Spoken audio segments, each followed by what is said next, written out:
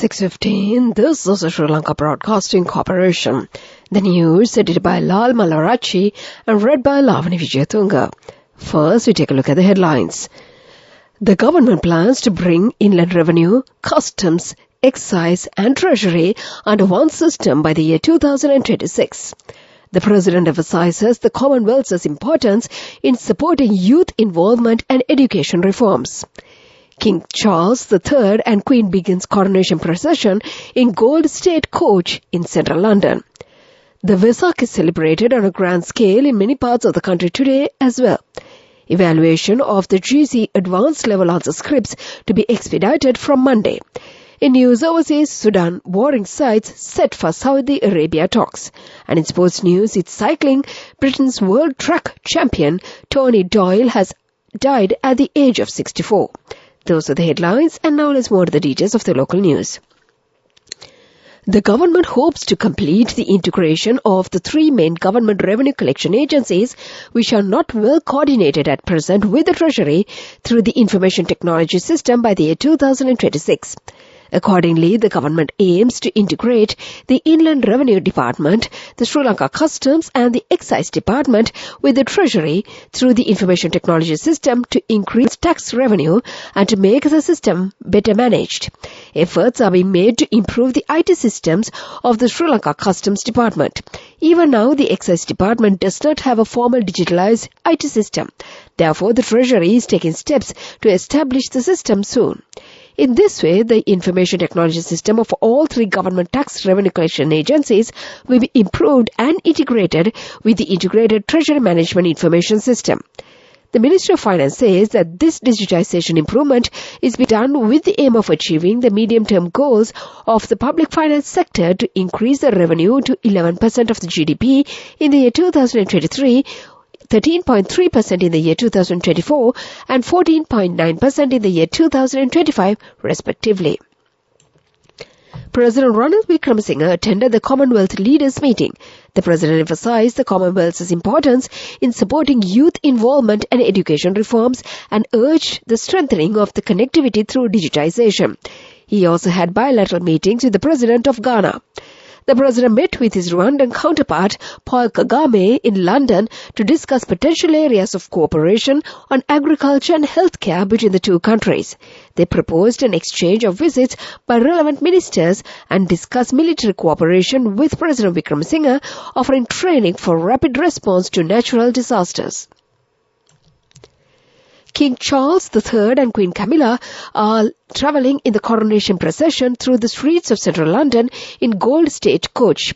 They have been crowned King and Queen in a ceremony full of music and symbolism inside Westminster Abbey. About 2,200 people, including the royal family, celebrities, faith leaders and heads of state, were inside the Abbey to witness the event. It is an absolutely huge procession with 4,000 armed forces personnel involved. Alongside the coach walk 9 grooms, 6 footmen and 4 yeomen of the guard, as well as the members of the Royal Watermen. This time, King Charles and Queen Camilla are being driven in the Gold State Coach. Only the monarch and their spouse are allowed to travel in this carriage, which is over 260 years old and has been used at every coronation since that of William IV in the year 1831. It is heavy, weighing 4 tons to be exact, and requires 8 horses to pull it. Thousands of people have lined the mall to catch a glimpse of the royal couple as they return to Buckingham Palace. The King and Queen will later greet the crowds from the palace balcony. This is the news from the Sri Lanka Broadcasting Corporation. And we continue with more local news. The Vesak is celebrated at a grand scale in many parts of the country today as well. Many Buddhist religious activities were carried out at Buddhist temples and Buddhist centers. Thousands of devotees are participating in many Buddhist rituals in the major Buddhist places of worship. Our correspondents say that large crowds of devotees are present in Anuradhapura, Atamasthana and Polonnaruwa ancient city premises today as well. Meanwhile, Buddha Rashmi Vesak zone is in place in Golface, Shangri-La Green premises today too. A special Vesak pandal has been erected at the Presidential Secretariat premises. Many pandals and Vesak zones are seen in many parts of the country, including Colombo, Jaffna and the Kandy districts. The Department of Examination says the evaluation of the 2022 GC Advanced Level Examination answer scripts will be expedited from Monday. Commissioner General of Examinations Amit Jayasundara said the evaluation of the answer sheets of subjects that have not yet been evaluated will be started in 10 more centres across the country next Monday. He said this step will be taken by expediting the process of evaluation of the answer sheets of some subjects that had already been started. The evaluation of the 2022 GC Advanced Level Examination answer scripts of some subjects has already commenced despite the strike by the university lecturers. Accordingly, the second phase of the GC Advanced Level answer sheet evaluation activities, which started on the 24th of April, will be started on Monday. And to conclude the local news, the headlines once again. The government plans to bring inland revenue, customs and the excise together with the treasury under one system by the year 2026. The President emphasizes the Commonwealth's importance in supporting youth involvement and education reforms. King Charles III and Queen begin coronation procession in Gold State Coach in central London.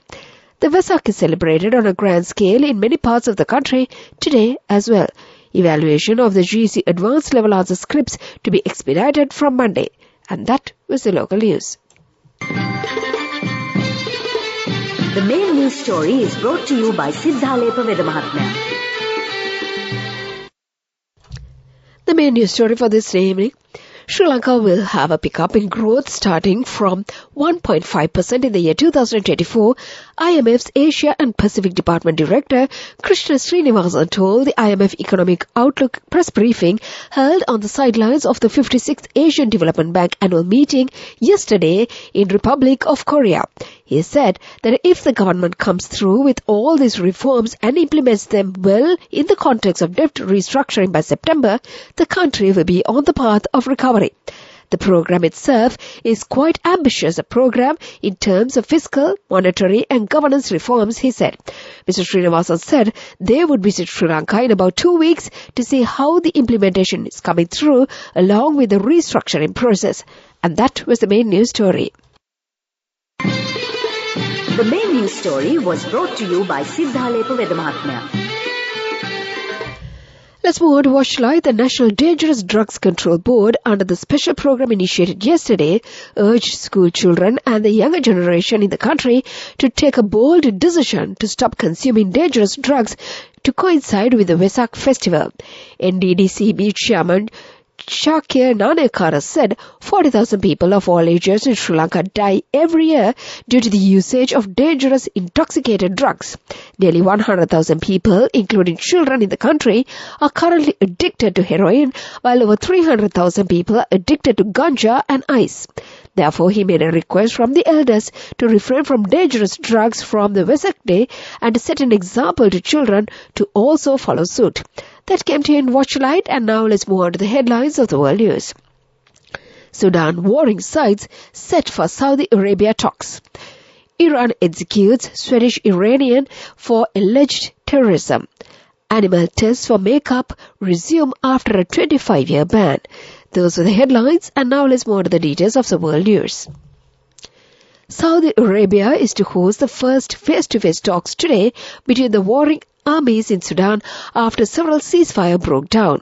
A joint US-Saudi statement welcomed the start of a pre-negotiation talks in Jeddah between the Sudanese army and paramilitary rapid support forces. Yesterday, reports spoke of continuing clashes in Khartoum. The Sudanese army say the talks aim to address humanitarian issues. There has been no official RSF comment. Iran has executed a Swedish Iranian man accused of being behind a deadly 2018 attack on a military parade. Habib Shab was the founder of a separatist group calling for independence for ethnic Arabs in Iran's southwestern Khuzestan province. He had been living in exile in Sweden for a decade when he was abducted by Iranian agents in Turkey in the year 2020. Sweden's Foreign Minister Tobias Billström said his government has urged Iran not to execute Shab. The UK government has allowed animal testing for makeup ingredients to resume despite a 25-year ban. A changed policy on animal testing to align with EU chemical rules, according to a High Court ruling. The High Court said on Friday that the government was acting legally after a case was brought by animal rights activists. More than 80 brands have said that they are dismayed by the government's new position. And that was the world news. Development news. In development news, a mission from the Asian Development Bank met with Minister of Power and Energy Kanchana Wijesekara on Thursday to discuss assistance for restructuring of state-owned enterprises and private-public partnerships. Minister officials and members of the Ceylon Electricity Board Reform Committee also participated in the meeting with the ADB team. The Minister of Power and Energy said they discussed developing enabling environment for renewable energy, establishing a dedicated unit in the ministry that could support PPP projects, including projects identification and preparation, transaction advisory support, and financing for renewable energy integration. That was the development news, and now let's move on to sports news. Britain's former world track champion Tony Doyle has died from pancreatic cancer at the age of 64. Doyle won individual pursuit world gold in 1980 and 1986 in addition to winning 4 European pursuit titles and 23 six-day races. After retiring in the year 1995 because of an injury, he later served as president of British Cycling and was founding director of the Tour of Britain. Also, 3-time Commonwealth Game medalist Doyle suffered trauma in a near-fatal crash in the year 1989. In the same year, he was made a member of the Order of the British Empire. He accepted the order from Queen Elizabeth II for his services rendered to cycling. That was the sports news. Business news coming up. Go ekaktiana youth ekata life eke change ekata niyameta set wenna as wahagena dakapu gina habe karanna youth ekata niyameta set wenna friendship eka menna. The all new NSB Ithru account, NSB IAM, a plan for your dream. Business news sponsored by National Savings Bank, the safest place for your money. Sri Lanka's foreign reserves grew 2.2% to $2,755 million in April 2023 from $2,694 million in March, the central bank data showed. Sri Lanka's rupee appreciated from around 260 to the US dollar to 320 as it has been since at that level. Sri Lanka has to increase the net international reserves by $710 million by June 2023 under an International Monetary Fund deal. That was the business news. Economic news follows. Business news sponsored by National Savings Bank, the safest place for your money. Go ekaktiana youth ekata life eke change ekata niyameta set wenna as wahagena dakapu gina habe karanna youth ekata niyameta set wenna friendship eka menna. The all new NSB Ithru account, NSB IAM, a plan for your dream. Economic news, courtesy of... For the 5th consecutive year, LOLC is awarded People's Financial Services Brand of the Year at the 2022 Slim Kantar People's Awards. As the People's Financial Services Brand of the Year, LOLC continues to place the customer first, and this has won the hearts, minds and trust of Sri Lankans, with yet another prestigious award as proof of this lasting commitment. LOLC. Imagine the possibilities.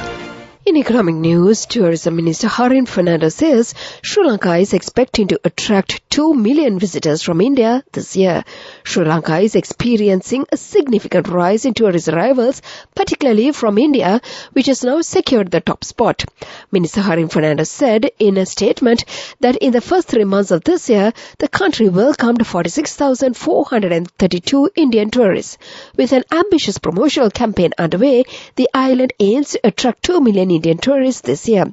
Sri Lanka welcomed 441,177 tourists up to April 2023, up from 62,980 last year. That is economic news and the weather report to conclude. LOLC Finance is taking the power of innovation to the next level, winning 5 golds at the Technovation Awards 2022, leading the digital revolution with cutting-edge interbanking digital payments. LOLC Finance claims the overall gold award whilst also claiming an extraordinary victory in digital banking. Weather report. Now finally, the weather report. The Department of Meteorology states that occasional rain or thunder showers will occur in the western, Sabaragamuwa, northwestern and southern provinces and in the Kandy and Nuwara Eliya districts.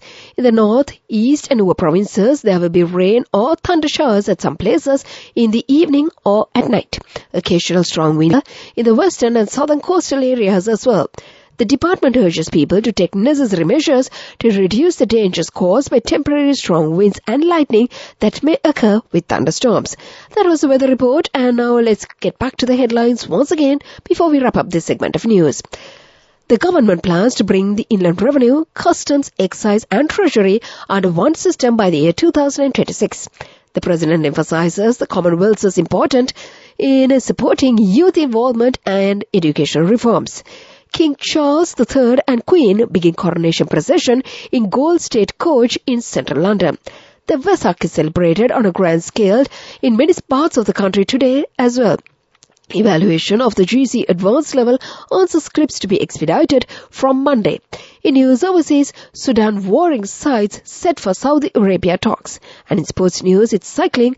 Britain's world track champion Tony Doyle has died at the age of 64. And with that, we conclude this bulletin of news.